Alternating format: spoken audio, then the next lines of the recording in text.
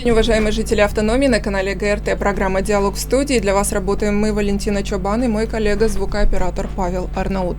О поправке в уложении Гагаузии, о предстоящих выборах Башкана и о том, какова же все-таки вероятность переноса даты выборов, будем говорить сегодня. Не обойдем внимания и референдум, состоявшийся 2 февраля 2014 года. В нашей студии председатель первого созыва Народного собрания Гагаузии, один из авторов основного закона нашей автономии, уложения Гагаузии, Петр Пашалы. Петр Михайлович, здравствуйте. Добрый день. Рада приветствовать вас в нашей студии. Программу сегодня начинаем с неким опозданием, но это опоздание более чем оправдано. У вас были лекции в университете, общались с нашей молодежью. Скажите, какие надежды возлагаете на нашу молодежь сегодня? Такое легкое вступление к нашей беседе, серьезной. Сегодня у меня была одна группа аграрников и одна группа из факультета национальной культуры, педагоги. Значит, обе группы, в основном это наши дети, здесь родившиеся, выросшие, скажем так, на территории юга Молдовы и Гагаузии в том числе. Я зашел, они разговаривают на гагаузском, там 3 парней и девчата тоже. Когда я зашел, они перешли на русский, я поддержал их не гагаузский, они начали свободно так общаться, и вижу, что разговаривать на гагаузском языке становится с каждым днем все популярнее и популярнее. Для этого есть много причин, но о них в другой раз поговорим. Да.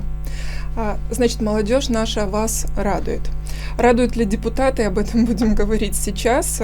Петр Михайлович, вы один из авторов уложения, основного документа нашего гагаузского. И буквально недавно депутаты приняли поправку в этот документ. С 50% до 33% снижена явка избирателей на выборах. Я уверена, что вы внимательно следили за этими заседаниями, которые состоялись 24 и 25 января. 3 заседания за 2 дня. Как оцениваете действия депутатов? Наделали ли они ошибок, на ваш взгляд? Я не могу оценивать действия депутатов по той простой причине, что значит, я сейчас вне политики, работаю в системе образования, но как житель Гагаузии, как человек, который непосредственно работал в этой сфере и не 1 год, могу оценить, скажем так, действия при принятии тех или иных законов, постановлений и так дальше. Оценить в каком плане? Оценить в плане своевременности принятия. Каждый документ, который принимается Народным собранием, он должен приносить пользу людям, пользу нашему местному сообществу. И эти документы, если не готовятся должным образом, они, кроме вреда, ничего не приносят. Они просто порождают много лишних разговоров, отвлекают людей от работы, и в конечном итоге они потом лежат в нижнем ящике стола и без пользы. Хотелось бы, конечно, когда принимаются глобальные решения, я считаю, что это основополагающий закон наш, который сейчас обсуждается, это уложение Гагаузии. И хочу сказать, что обсуждение идет не своевременно. Если бы я был башканом, я бы не подписал закон, который принят был. Почему? Потому что эта ситуация не учитывает то, что происходит вокруг Гагаузии. И какие могут быть последствия для Гагаузии, для народа Гагаузии, неправильно подготовленные решения, и если они, скажем так, не продуманно по содержанию. 50%, 33% этот вопрос сегодня важный, но важнее вот то первое обстоятельство, о котором я говорю. Значит, подготовка и принятие уложения должно сопровождаться единством ветвей власти, исполнительной и законодательной. Это первое условие. так было у нас и так во всех странах, которые я знаю, когда обсуждаются такие документы, они убирают все противоречия и стараются, как говорится, идти в одном направлении, потому что это основной закон. Так было у нас в 1998 году. Вы думаете, что у нас не было противоречий с исполкомом? Были. Или с Башканом было полное единение? Нет. Мы просто в то время не имели мобильных телефонов, и мы могли, скажем, набраться терпения, чтобы выслушивать друг друга и говорить друг с другом. А сейчас не хотят даже говорить друг с другом. Одни на одном этаже. Амбиции мешают, считаете? Значит, ну, знаете, так в глубину я не хочу заходить, что им мешает. Есть характеры, есть много случайных людей, которые попадают во власть в последнее время. И я хочу сказать, что мы тогда и в республике тоже в начале 90-х годов, когда все бурлило, в 94 году была принята Конституция и закон об особом правовом статусе Гагаузии. Вы думаете, что это не требовало усилий? Это требовало огромных усилий и долготерпения, так сказать. А сейчас почему-то, значит, не хотят идти по этому пути и ошибаются. Я не Башкан, не знаю, как поступит Ирина Федоровна, когда будет рассматривать приходящие к ней проголосованные документы, законы. Но еще раз повторяю, значит, надо находить сначала общий язык друг с другом, а потом голосовать при принятии документов. И надо убрать в сторону ряд противоречий, которые являются мелочными, но мешают нам двигаться вперед. Мы иногда вот на этих мелочах сталкиваемся лбами и потом теряем больших вопросов. Будь я на месте Башкана, я бы не подписал закон, сказали вы, Петр Михайлович, только что. Почему? Потому что были допущены ошибки в процедуре принятия решения, либо есть все-таки очень большая спешка, как вы говорите. Что первостепенное, что стало бы главной причиной того, чтобы не подписывать этот документ? Проект такого закона должен проходить обсуждение в экспертных комиссиях, в комиссиях Народного собрания, с самим Народным собранием, во всех сельских советах, в средствах массовой информации, в трудовых коллективах. Если вот этот путь обсуждения не проходят, эти поправки, тогда они не являются легитимными. То есть основания для того, чтобы отменить, не подписать и отменить этот документ? Не отменить, а протестовать. Повременить с его принятием и подписанием. Возможно, понадобятся дополнительные усилия для его рассмотрения. Возможно, для этого надо будет еще поработать. И мы говорили в самом начале, когда создавалась комиссия, о том, что надо провести вот по такому пути пойти. Обсуждаем комиссии, подключаем международных экспертов. Мы имеем много, скажем, партнеров, которые нам подставили бы плечо при обсуждении этого вопроса. Почему мы не подключаем примарский корпус? Почему мы не обсуждаем в сельских советах те или иные вопросы, касающиеся социальной жизни и экономической политики, скажем так? Основной закон, он же охватывает все стороны жизни нашей автономии. Не только выборы, не только деятельность одного органа власти, а все стороны. И право, и права граждан, и социальная сфера, и экономическая, то есть и культура, и медицина, и здравоохранение, и все остальное. Поэтому почему мы не пошли по этому пути, я удивляюсь. Почему в спешке это делалось? Не должно так делаться. И, значит, еще раз повторяю, конечно, последнее слово за Башканом Гагаузии. Она имеет возможность поступить так, как закон ее наделяет полномочиями. Мы увидим, но документ не прошел все стадии необходимой подготовки. Но сейчас действительно очевидно, что людей стало все сложнее выводить на выборы. К тому же есть проблемы и со списками избирателей у нас в Гагаузии. И вот эта поправка, она наверное, должна была бы стать таким своего рода гарантом для того, что выборы все-таки состоятся башканские 30 апреля. Сейчас, судя по вашему мнению, можно с уверенностью говорить о том, что 30 апреля эти выборы не состоятся. Так? Нет, я так не считаю, значит, что выборы не состоятся. Выборы могут состояться, и документы, которые приняты в Народном собрании, обязывают, чтобы этот процесс был запущен.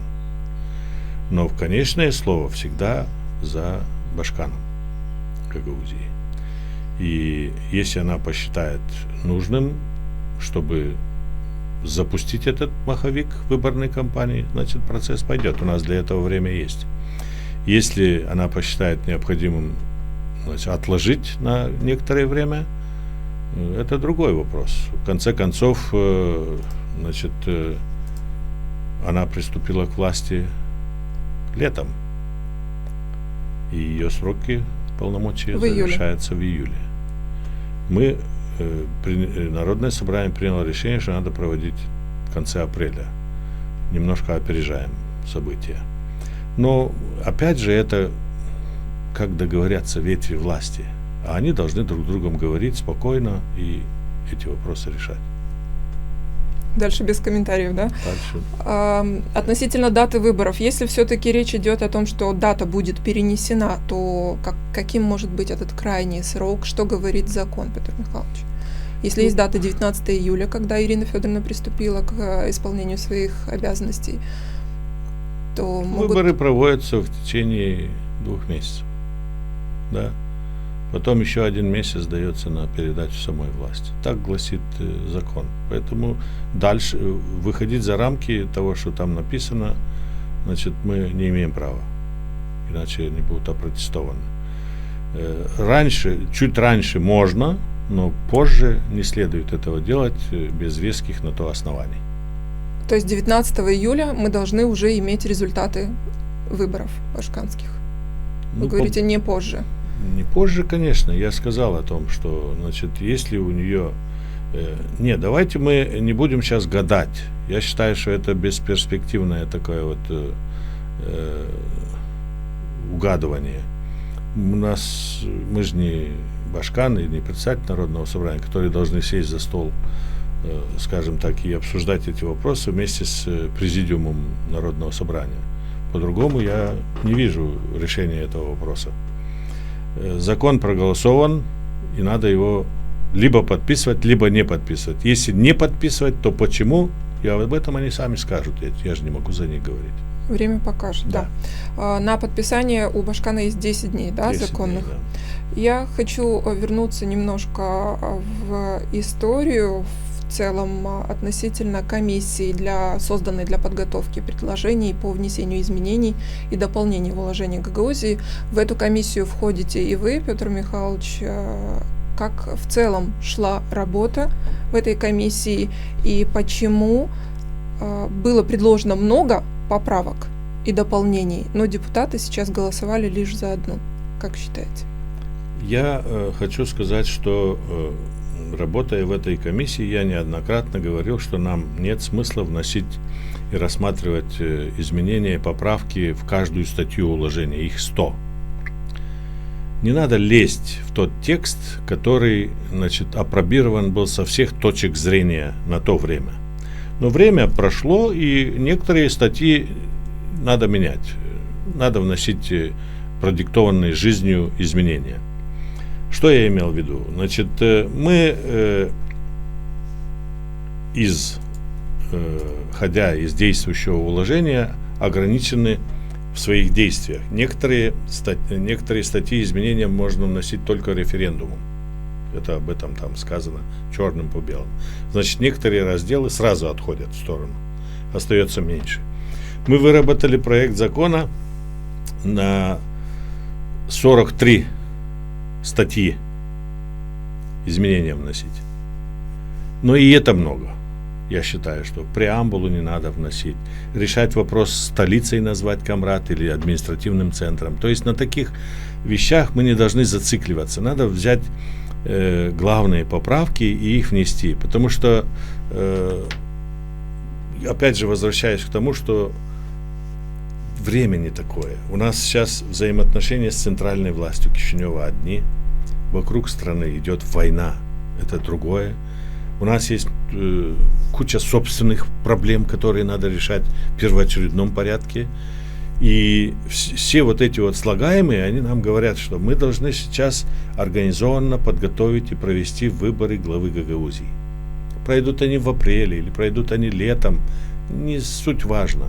Не суть важно. Важно нам не устроить кавардак в нашем обществе. Важно планомерно готовить выборную кампанию, заниматься выдвижением и поддержкой тех или иных кандидатов и провести выборы хорошо и красиво, так сказать, в соответствии с действующим законом. А если мы будем сейчас зацикливаться на большом количестве поправок, мы просто в этой говорильне, извините за такое слово, потеряем главное. Потеряем главное, и опять же, значит, у людей создастся впечатление, что мы непродуктивно работаем. Можно и нужно вносить поправки, значит, в такого рода документы, те, которые, ну, прямо уж нам подсказывают, что это надо было делать вчера. А и те поправки, которые могут подождать и год, и 2, и 10, не надо в них лезть, не надо устраивать, скажем так, перетягивание канатов или делать конкурс на знание, на лучшее знание афоризмов каких-то или русского языка. Нет, не стоит. То есть точечный подход и точечный очень аккуратный. подход. Нам надо, мало того, это уложение Гагаузии. Мы должны очень скрупулезно поработать над гагаузским вариантом этого документа. Значит, я вам скажу, их подписывают, вот начиная с первого Башкана, этот документ, когда дает клятву и ставит свою подпись под этим документом, это исторические документы, и нельзя так перечеркивать те документы, которые служили 25 лет, в этом году исполняется 25 лет уложения Гагаузии, которые мы принимали в 1998 году. Мы об этом говорили на днях с Ириной Федоровной, что передача власти должна проходить цивилизованно, и это самое главное. Поправка была еще одна из числа предложенных, которая, так скажем, продиктована временем, и касается она избрания руководящих органов Народного собрания Гагаузии. Если депутатам в необходимый срок не удастся избрать председателя и его заместителей, то Башкан Гагаузии будет иметь право распустить законодательный орган, и в течение 3 месяцев будут проведены выборы в Народное собрание Гагаузии. Со сложной ситуацией депутаты 7-го созыва, мы помним, столкнулись, когда, я уже не помню, с какой попытки они все-таки избрали председателя. 15-й. С 15-й, да, сбивались со счета тогда мы все журналисты. Как считаете, почему эта поправка не была рассмотрена? Она пока не имеет значения? К ней вернуться позже? Ну, мы 15 раз избирали спикера, после нас такой же подвиг совершил Конгресс Соединенных Штатов Америки. Они тоже с 15-го раза избрали своего спикера. Но стали это примером. Да, мы стали примером для всего мира. Ну, этот пример отрицательный. И я считаю, что баланс, тот, который существовал в старой редакции, значит, уложения, действующей редакции уложения Гагаузии, он более правильный, чем то, что сейчас предлагается. Если мы будем давать право распускать одной ветви другую, значит, у нас может создаться кризисная ситуация. Поэтому надо еще подумать и поработать над этой поправкой. Я считаю, что они отложили его только с этой целью, для того, чтобы сбалансировать именно ветви власти. Мы привыкли работать с действующим Башканом.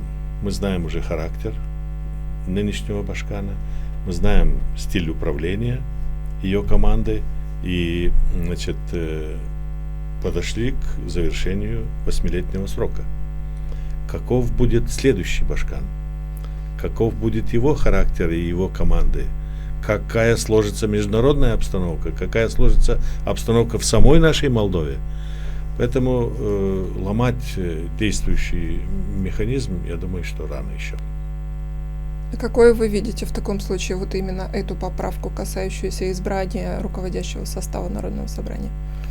Я думаю, что надо ограничить 3 попытками выборов спикера и потом менять кандидатов. То есть более такой безболезненный для Более Гагаузии в целом, чтобы не быть постоянно в да. ситуации выборов. Да. Это говорит о том, что комиссия будет продолжать свою работу, да, Петр Михайлович? Однозначно будет продолжать, потому что мы настроены довести начатую работу до логического завершения. Спасибо. И еще маленькое уточнение, Петр Михайлович, относительно уложения. Когда депутаты смогут вновь вернуться к внесению поправок в главный документ Гагаузии? После выборов. После выборов, то есть это можно сделать достаточно Мы должны скоро. сейчас явиться свидетелями договоренности ветвей власти по организации выборов, по функционированию Центральной избирательной комиссии, по выдвижению. Там очень много работы, там и требуются и финансовые ресурсы, и человеческие ресурсы. Поэтому сейчас важно провести эту работу по организации проведения выборов Башкана, не расшатать людей, не отпугнуть людей, а больше привлечь их сюда, чтобы они принимали участие на голосовании. Соответственно, значит, проведя выборы, новая команда, уже новый Башкан тоже может внести свою лепту в этот процесс, а я считаю, что он непосредственно внесет ее. Так возобновить работу комиссии и все. Мы работали над проектом уложения 1,5 года. Что же мы хотим сейчас то, что было сделано, перечеркнуть и за 2-3 месяца принять новый документ? Не удастся, гарантирую вам. Я только хотела спросить у вас, как шла работа над уложением, тем более вы отметили, что 25 лет в этом году исполняется этому документу. Кто оказывал поддержку и содействие тогда? С кем консультировались и чьи советы оказались наиболее полезными и существенными? Я вам сейчас назову, и вы сами поймете. Значит, мы работали непосредственно с Венецианской комиссией. У нас на сегодняшний день заключения Венецианской комиссии по новым поправкам нет. 0. Мы работали тогда с Министерством юстиции Республики Молдова. У нас заключения Министерства юстиции на это поправки нет. Мы работали с Ассоциацией американских адвокатов. Я даже в Соединенные Штаты Америки по этой причине ездил, летал для того, чтобы взять у них заключение на тот положение. У нас такого заключения нет. Мы проводили мероприятия в так называемые сходы граждан, которые одобряли или не одобряли, или вносили свои поправки в ту или иную статью. Эта работа тоже не организована. Я назвал 4. Можно назвать еще международных экспертов, которые были непосредственно членами нашей комиссии по подготовке уложения. Был специалист из Австрии, Михаил Гайстлингер, был у нас из Турции специалист, так, фамилию не помню. И были у нас еще контакты с нашими юристами из Украины. Илья Иванович Каракаш, покойный, он работал тогда деканом ректором деканом юридического факультета Одесского национального университета. Он целый раздел нам тогда помог сделать. То есть работа эта имела международный характер, и очень много людей было, больше 30 человек, подключено непосредственно в республике. Членами нашей комиссии были эксперты из Кишинева и из Камрата. И только после всех этих этапов... И только после того, как проголосовало 80 юристов Венецианской комиссии за последний вариант перед третьим нашим чтением, мы успокоились и пришли и проголосовали 29 за. И у вас с вашими коллегами, депутатами первого созыва, не было сомнений, что вы делаете что-то не так, и вы абсолютно были уверены в этом документе? Мы были уверены, потому что мы имели в Народном собрании полную поддержку. Полную. Нельзя сказать, что у нас не было оппонентов. Меня подали в суд после второго чтения, и я 2 года судился с нашими местными оппозиционерами из-за некоторых статей и самого уложения как такового. Понимаете? Было сопротивление. Было сопротивление из Кишинева. Приезжали люди на уровне заместителей, председателя парламента и уговаривали нас, чтобы мы не принимали уложения. Зачем он нужен, кому надо. Есть закон об особом правовом статусе Гагаузии.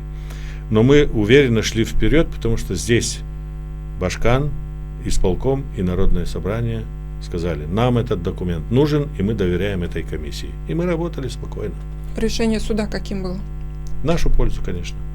В нашу пользу. Апелляционный суд признал безосновательными их претензии на то, чтобы мы не принимали уложения и некоторые статьи, которые они хотели вообще вычеркнуть. Поэтому вы сейчас с таким трепетом относитесь к этому документу и говорите, что Да. надо быть все-таки крайне аккуратными, когда вносятся какие-то поправки и изменения. Редко, когда удается нам готовить подобные документы с таким участием. Такие светлые головы работали над ним, и сегодня вытирать ноги об него не следует. Кто из гагаузских депутатов был наиболее активен в этой работе? Вы перечислили международных коллег. А кто из наших все-таки заслуживает упоминания, Петр Михайлович? Иван Иванович Чебан, покойный, председатель комиссии по праву. Иван Алексеевич Бежан, мой боевой заместитель, работал и очень здорово работал. Мы находили полное взаимопонимание. Значит, Ангельчев был депутатом из Копчака, Владимир Сидорович. Он нам очень здорово помогал в то время ныне здравствующий Александр Дмитриевич Стояноглу. Он был прокурором Гагаузии тогда и всецело занимался. И другие депутаты. Колтук Георгий Владимирович председателем был комиссии по аграрным вопросам, занимался экономическим блоком. И ряд других депутатов, сейчас я, могу перечислять много фамилий. И хочу сказать, что вот эта комиссия из 31 человека, которая была, там было 8 депутатов, все председатели постоянных комиссий, которые непосредственно каждый день занимались этим вопросом. В марте, весной прошлого года, когда формировалась только комиссия, которая должна работать и готовить предложения по внесению изменений в уложений, речь шла еще и о референдуме. Вы тоже разделяете эти поправки, которые могут вносить именно депутаты и которые следует обсуждать с обществом. Быть ли этому референдуму, Петр Михайлович, как считаете, в будущем? Мы имеем право проводить этот референдум. У нас есть закон о референдуме. И считаю, что, коль сказано в нашем основном законе, что некоторые поправки должны вноситься через всенародное голосование, мы обязаны его организовать. Все ветви власти. Провести согласованно и принять документ. Это не ухудшит ситуацию социально-политическую в нашем регионе и в нашей стране, а только сыграет на пользу. Какие вопросы вы в обязательном порядке включили бы, чтобы получить консультацию жителей автономии? Там, где речь идет о правах человека, о правах граждан, там, где есть социальный блок, какие статьи должны работать на пенсионеров, на ветеранов, на детей, на систему здравоохранения, на культуру, на наш язык. Мы упускаем время, понимаете, по сохранению, основ нашего языка. Вот сегодня со студентами обсуждаем, говорим, я с чего и начал.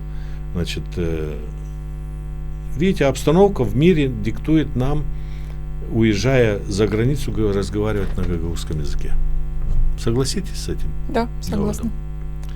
Обстановка заставляет. Почему мы не должны, делать так, чтобы наши дети знали этот язык?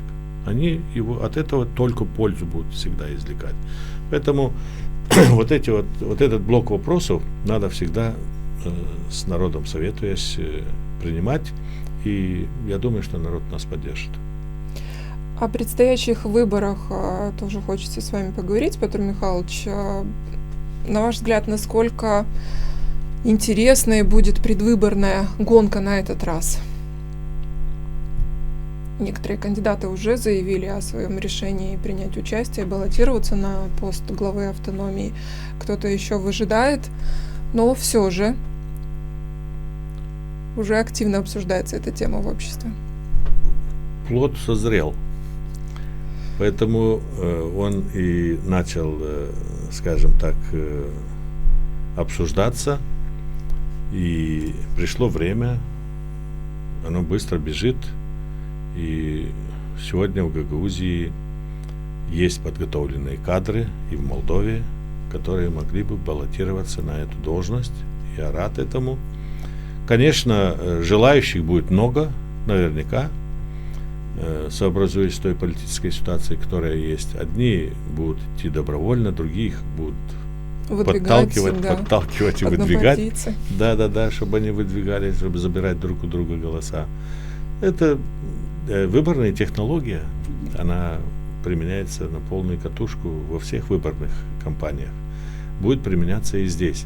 Самое главное, чтобы мы здесь, люди, живущие в этом регионе, в этой автономии нашей, не распыляли свои усилия. Мы не должны опять на всякие посулы, на обещания там поддаваться, а смотреть на поступки тех или иных людей, которые были и делаются на сегодняшний день, и на то, насколько где они живут,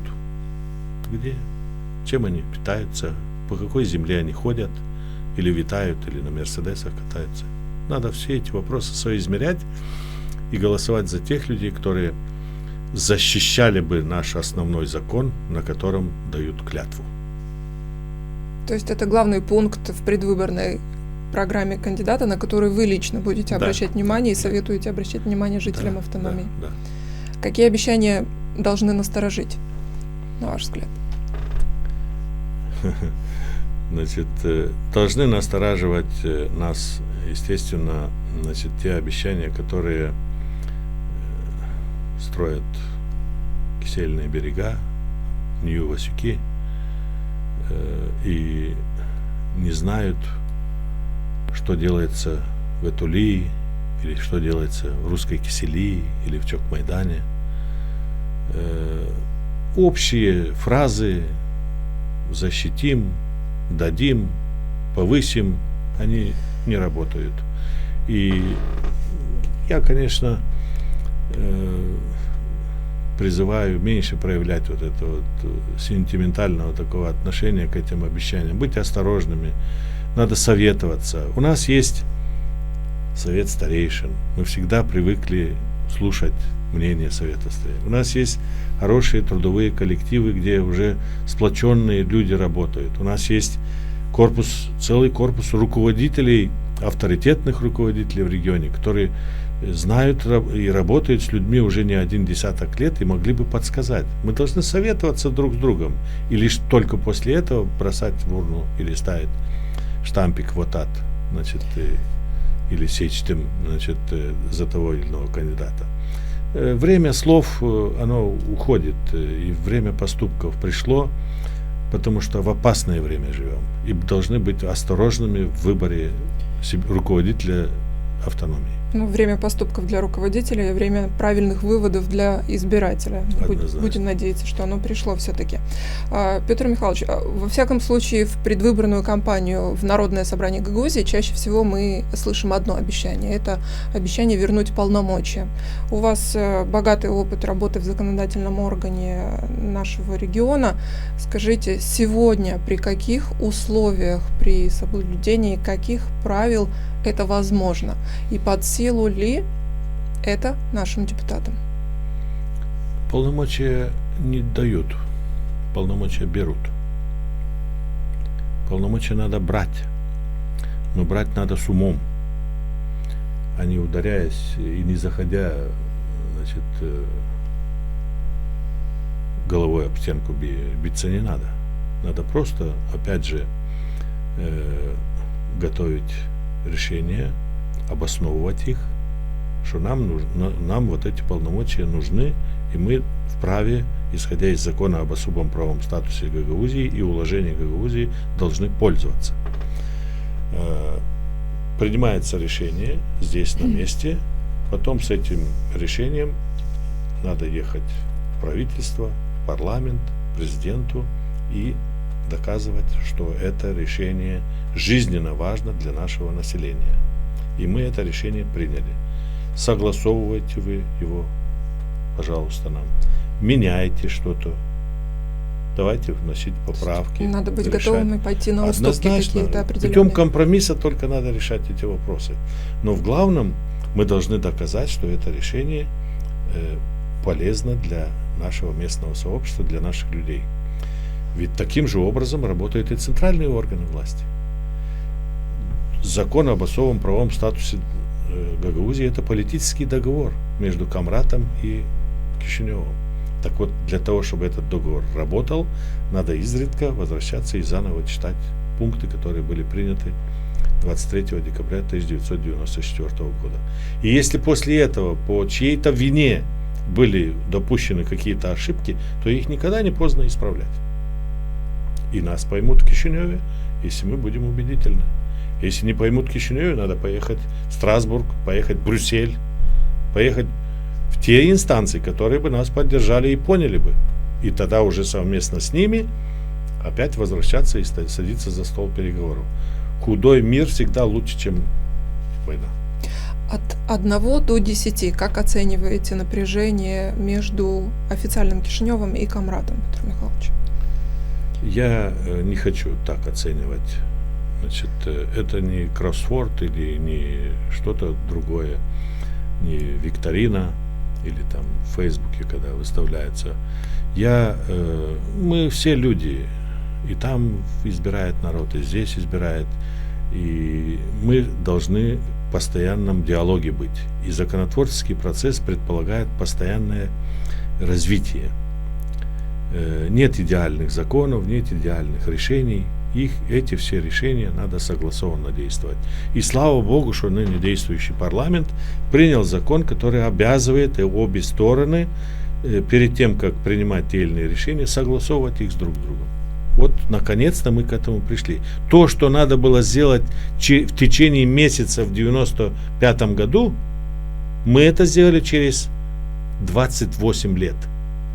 А там парламент обязал правительство и все структуры министерства и ведомства, чтобы они привели действующее законодательство Республики Молдова в соответствии с законом об особом правовом статусе Якутии. Этого не было сделано.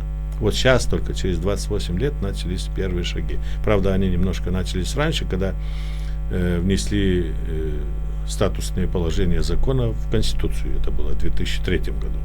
Тогда процесс пошел. Но и то было поздно уже. Это существенный шаг. Это однозначно существенный шаг, на мой взгляд, со стороны кишиневских властей. И стоит ожидать очередных шагов. Почему Хочется ожидать, во всяком случае. Хочется ожидать. Люди этого ждут. Люди хотят справляться с ценами в более спокойной обстановке. Я почему попросила вас оценить от 1 до 10? Возможно, да, признаю, может, это было слегка некорректно. Просто хочется понимать, насколько разными были отношения между Камратом и Кишиневым тогда, 25 лет назад, когда вы работали над уложением, и в целом, когда создавалась автономия, и сегодня. Я на это отвечаю так. И тогда, и сейчас в парламент страны, к руководству страной и автономией выдвигаются и избираются нельзя сказать, что это некомпетентные люди. Конечно, есть и такие люди, которые случайно во власть попадают. И мы с этим сталкиваемся каждый день. Но в главном все-таки решения, которые принимаются, они апробируются компетентными кадрами, экспертами, специалистами, и надо идти работать только с ними. Особо не обращаю внимания на этих горлопанов, которые ждут, чтобы мы поссорились. Я так понимаю, вы сейчас о политиках, которые позволяют себе достаточно резкие высказывания в адрес автономии. Конечно. Значит, и с нашей стороны допускаются ошибки, и со стороны Кишинева допускаются подобные высказывания. Но они имеют цель. Зачастую за этим стоят деньги, и на них не надо и еще какие-то интересы. Меньше обращать внимание. Петр Михайлович, Хочу поговорить и о референдуме, который состоялся 2 февраля 2014 года. Прошло 9 лет, и сегодня об этом событии продолжают говорить как о событии достаточно серьезном, значимом.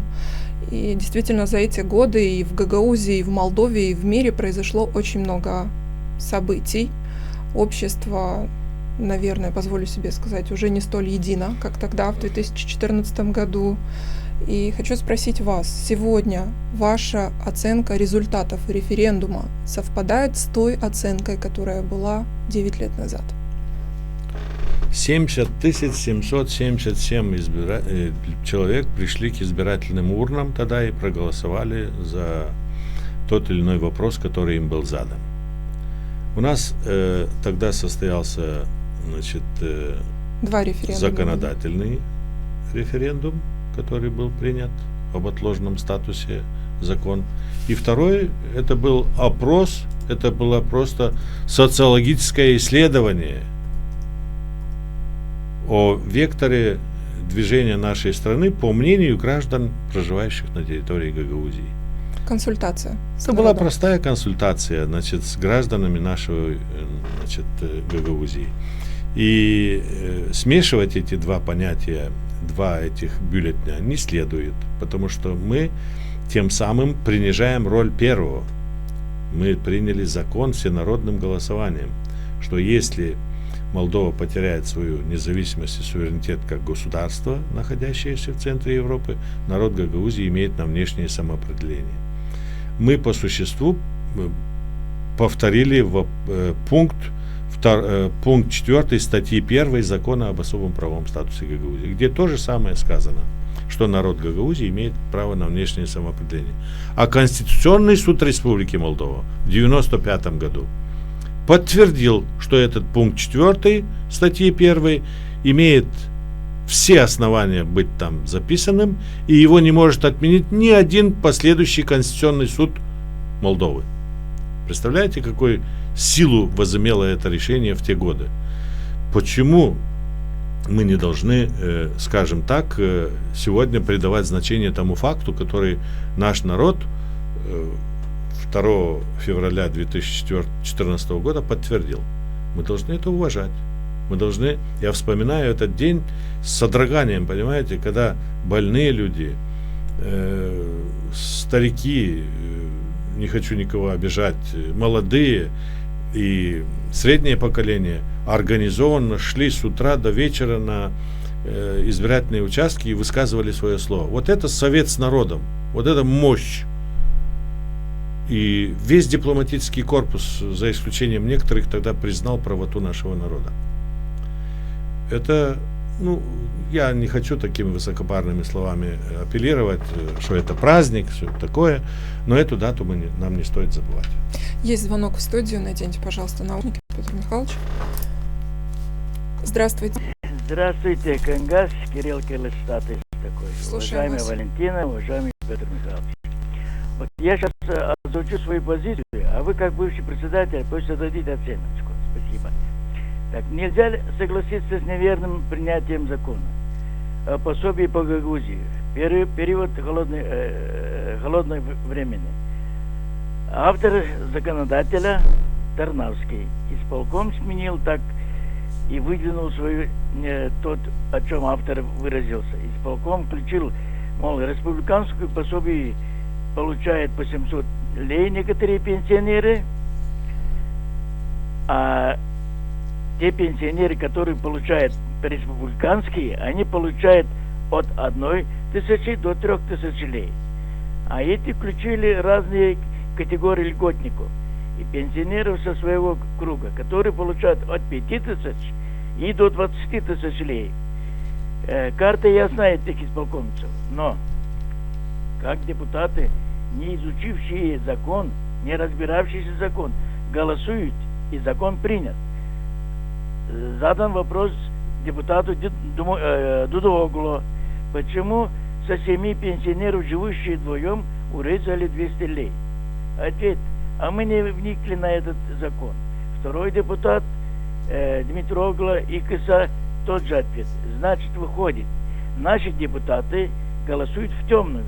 Поэтому претензии вотум о недоверии депутатам. И мое мнение, распустить Народное собрание Гагаузии, назначить досрочные выборы депутатов совместно с башканскими и переименовать Народное собрание Гагаузию в Народную думу Гагаузию, сократить численность от 17 до 19 депутатов в профессиональном основе. И еще за непосещаемость, ну тогда уже по Трудовому кодексу принят закон. Спасибо. Если можете ответить. Благодарим вас, Кирилл Кириллович. Кирилл Кириллович, спасибо вам за вопрос. Он такой комплексный, и мне он, в принципе, понятен. Начну с конца. Распускать Народное собрание в этот период нельзя, запрещает законодательство, потому что первый год после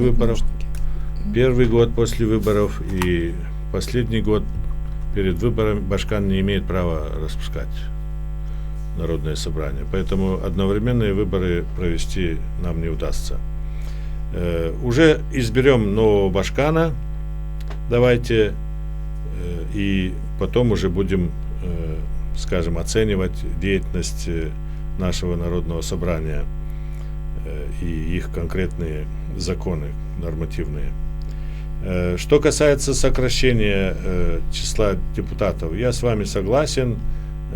Мы уже должны прийти к тому, что следующее Народное собрание должно быть на профессиональной основе, работать с утра до вечера и заниматься теми законами, чтобы они не принимали, как вы сказали, нормативные документы в темную, и чтобы не 200 лей не урезали у людей, если они оба пенсионеры. Это текущая работа, которая рутинная и в то же время очень важная. И когда человек приходит на работу и занимается этим делом постоянно, он, значит, не будет упускать вот эти моменты. А когда он занят своим предприятием, своим бизнесом и приходит сюда, чтобы голосовать, не изучив документы, и голосует только лишь потому, что его сосед поднял руку или кто-то ему сказал, что она проголосовала, от этого дела не выигрывает. Делается много упущений. То есть качество подготовки документов и принятия документов страдает. Что касается пособия по холодный период, я не готов сейчас брать на себя миссию Тарнавского или Дудогла или кого-то другого из Народного собрания и за них отвечать. Они за это несут ответственность, пусть отвечают. Они избраны и наделены соответствующими полномочиями, и пусть несут на себе тот крест, который они взвалили на свои плечи. И, естественно, надо все эти пособия назначать, согласовывая между собой, исполкомом, управлением, комиссиям, чтобы ничего не упускать и чтобы наши люди не страдали. Гагаузию мы создавали для того, чтобы дополнять республиканские социальные пособия и чтобы наши люди здесь были в более выгодном положении, а не в ущемленном положении по сравнению с Каларашом или с Бессарабяской. Для этого у нас есть основания. Я не хочу сказать, что здесь или там люди лучше или хуже. Нет, ни в коем случае. Я хочу сказать, что по труду, вот есть в бюджете ресурсы, источник всегда должен быть найден. Есть ресурсы, надо людям помогать. Нет ресурсов, надо лучше работать. Благодарю за ответ. Есть еще один звонок в студию. Наденьте наушники, Петр Михайлович, будьте добры. Здравствуйте. Здравствуйте. Слушаем вас. У меня вопрос. Представьтесь, пожалуйста. Вулканешты, село Этуле. Слушаем вас. Значит, депутату, вот справедливо ли назначение пенсии, то есть человеку, который не работал и дня, а может быть 10 лет, а тот, который 40 лет работает или 30, а на данный момент эти 700 лей, вот он просит, значит, 700 лей просит тот, который еще 10 лет не работал, и 700 лей просит, который 40 лет. Это одно. Второе. Почему проходят депутаты человек, который не имеет юридического образования вообще? И третье. Почему примара выбирают, то есть он ставит свою кандидатуру, который когда-то работал им, был не, сделал ту работу допустим, там лет 10 назад или 8, и опять же ставит свою кандидатуру, и прошедший еще повторно, допустим, и он опять же ставит. Почему не учитывает вот это, что он в прошлый раз не прошел? И зачем его утверждают его кандидатуру? Благодарю. Спасибо. Ну, у нас в стране, как и в любом другом государстве, действует Конституция, которая не ограничивает в правах ни одного гражданина. Каждый имеет право Каждый избирать и имеет быть право, избранным. да, избираться и быть избранным, поэтому если он когда-то прошел в депутаты, потом 2 срока не прошел, он имеет право выдвигаться в 3-й, 4-й, 5-й раз. Значит, это его выдвижение — это не полная гарантия того, что он будет избран. Можно выдвигаться много, но быть избранным не всегда получается. Для этому мешают или там сопутствует целый ряд обстоятельств. Я по своему личному примеру знаю, какова цена депутатства сегодня. Поэтому в Народном собрании не могут быть одни юристы. И нет смысла туда одних юристов выбирать. Потому что жизнь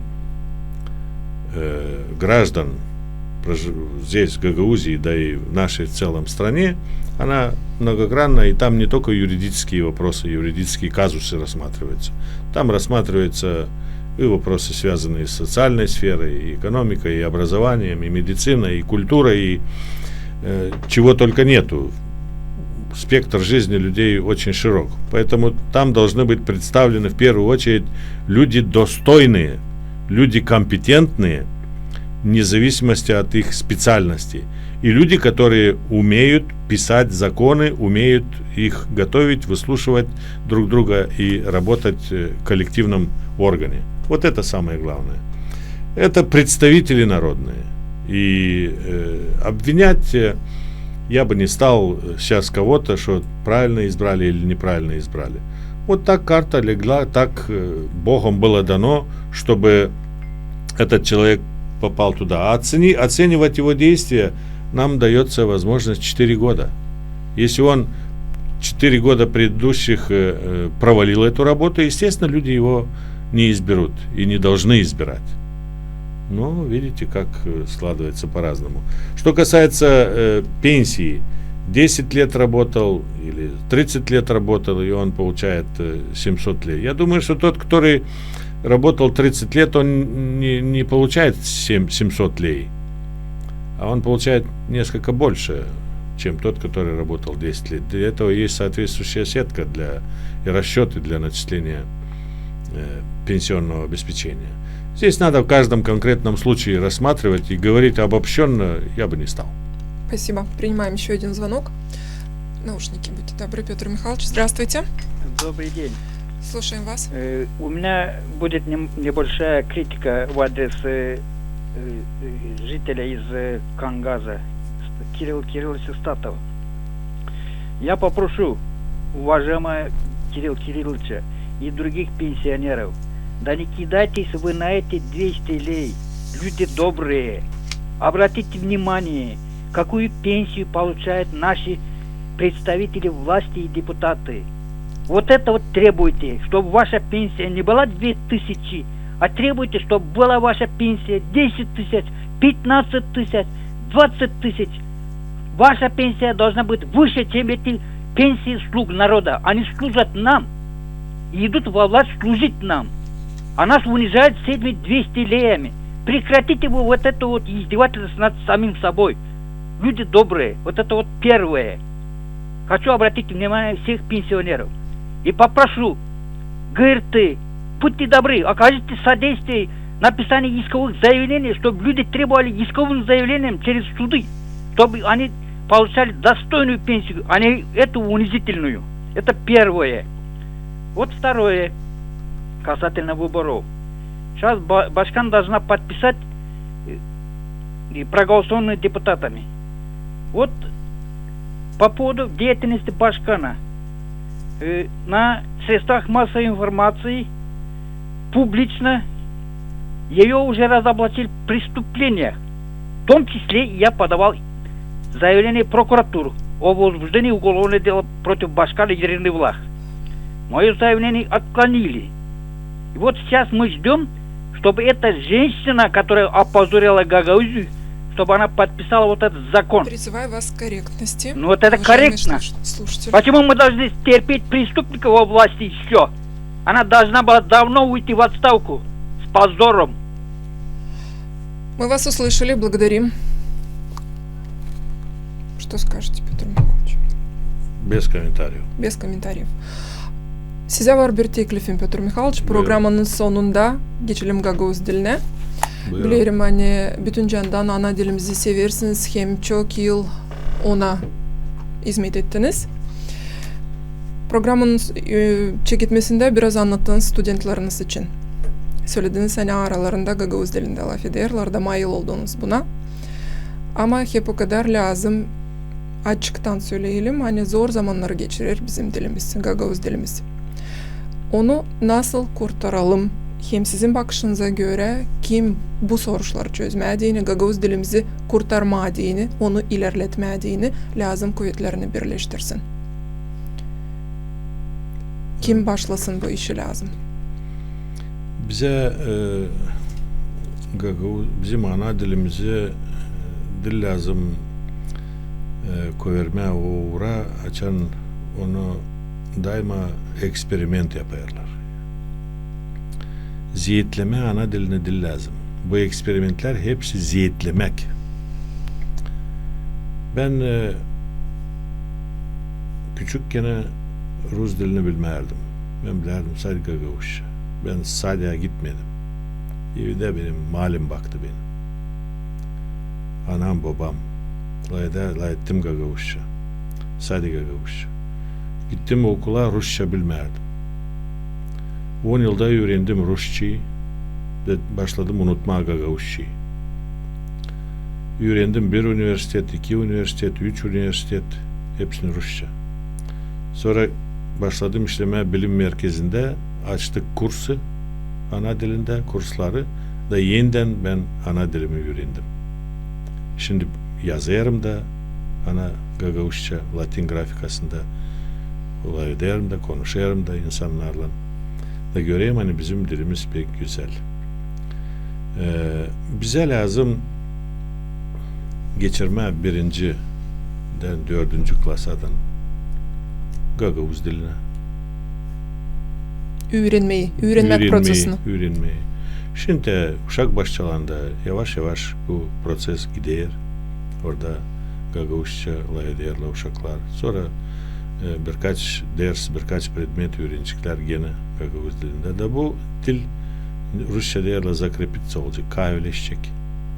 5. klastan 12. yerden var vakit öğrenme. Rumunca da, Anglisçe da, Fransızca da, Rusça da hepsinin dilleri anglarını ister bu uşak hem de ki onun anası hem babası.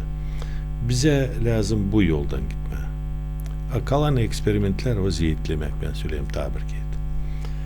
Bizde şimdi sözlük var, kağıtlar çıkıyor, şükür Allah'a.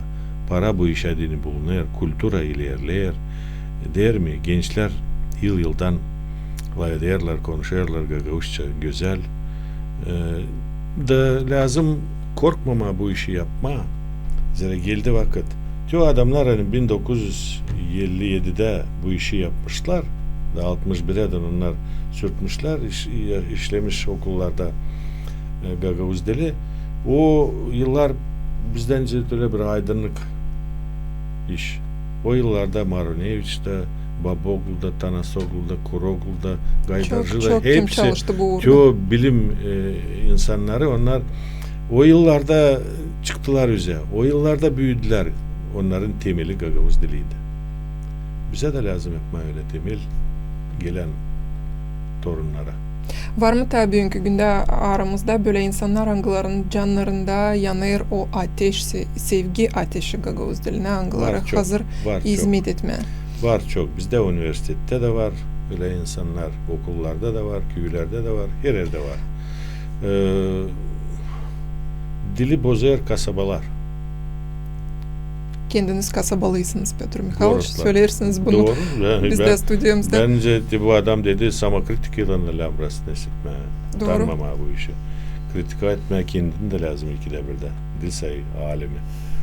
Bu işin söyleyeyim hani kasabalarda ben çok yerlere gidiyorum, göreyim. Gelir köylerden uşaklar güzel ederler ana dilinde. Sonra geçerler kolay Rus diline. Sonra geçerler başka dillere. Bulgarcalar ederler, Ukraynacalar ederler. Bu yolda gitsek daha rahat olacak bize. Gagavuz dili kapıları açmıyor söylerler genç analar babalar da o yüzden de uşaklarından laf etmiyorlar Gagavuz dilinde. Ne kadar büyük yanlışlığı onlar yapıyorlar sizin bakışınıza göre. Hem hangi kapıları bugünkü gün var nasıl açsın Gagavuz dili? Dünyada Petr Mikhailovich. Dünyada Türkçe konuşuyor 300 milyon kişi. Onlarda var çok kapı. Hem o kapılara dil lazım, anlıyla normal lazım. De yavaşçık işte adım girme, açma kapıyı da girmeme pencereden. Böyle diyorlar kantarlama dili yok nice dil lazım. Roosevelt mi kim demişti? Sen sorma naş Amerika sana yaptı. Sen sor naş sen yaptın Amerika'ya. Öyle lem yaşama. Bizim Topal Stepan Mikhailovich o da derdi. Sormayın niye yaptı size Gagavuzya. Sor sen naş yaptın Gagavuzya için. Naş sen yaptın kendi Gagavuz. Halkın senin kalkınsın ayağa da gitsin. Nice diyorlar gurur dursun kendini. Onun Gagavuzçası mayıldı. Güzel. Ben tutarım aklımda bu işi. O gelirdi bize bilim merkezimize hepsine toplantılarda güzel ederdi. Bu üzere lazım insanla etme. Bizim gençler de bu işi anlayır. Analar babalar. Ben kendi uşaklarımdan göreyim bu işi. Hem torunlar da nice yavaş yavaş ederler Gagavuzça. Sadece der mi daha az eksperiment da daha çok olsun öyle genel ince derler решениyalar öyle yola koyma ana dilini hangisinde okuyacak daha kolay. O kanunu hangisi kabul edildi 2018. yılda Gagavuz dilini kurtarma dini ilerletme dini halk topluluğunda kabul edildi Petr Mikhailovich. Onu sayarsınız eksperiment olarak mı o sayıda genel bir karar gibi mi? O genel karar. Genel karar. O genel kararı. Onu okudunuz onu değerinden bilirsiniz. Faydası var mı? Faydası var hem her gün onu duyarız. Duyarız. O silah zakon. O silah kanun hem böyle kanun lazım çıksın ta. Ne lazım onda? Bunlardan gayrı neler var nasıl yazma? Lazım.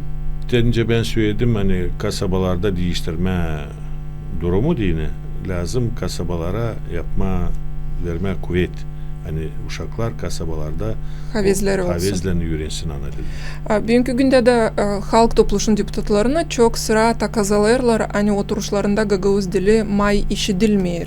Parmaklarında var nasıl sayma. O birkaç deputatı angıları makar selimleşiyorlar kolegalarından Gagavuz dilinde. Hem de birkaç cümle söyleyebilirler güzel, doğru Gagavuz dilinde. Sizin vaktinizde siz deputatkana Gagavuz dili ne kadar daha sık hem ne kadar daha çok işitilerdi halk topluluğunda Petr Mikhailovich? Biz kabul ederdik o zaman kanun Gagavuz dilinde de Rus dilinde de daha çok Rus dilinde giderdi. Ama biz anlardık hani bizim kuvvetlerimiz az da bize lazım değilkin düzmeti bu institutları hangileri hani kavrayacak ana dilini. Upravlenyaları hepsini bizim üniversitede düzme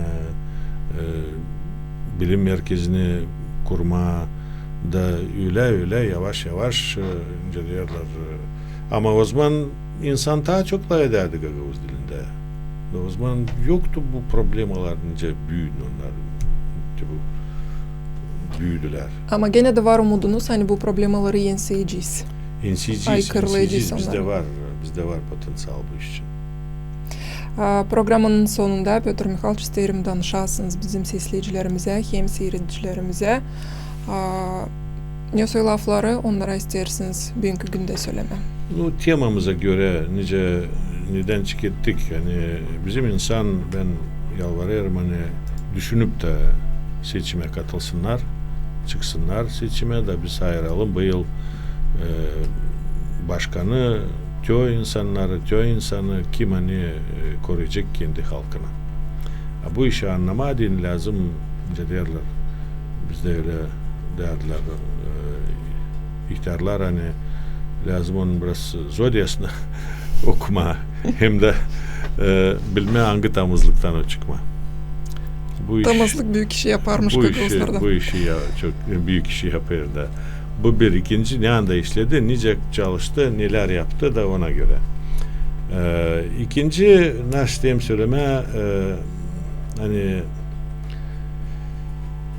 biz yaşarız zor vakitte, o yüzden hani yandaki devlette gider cenk.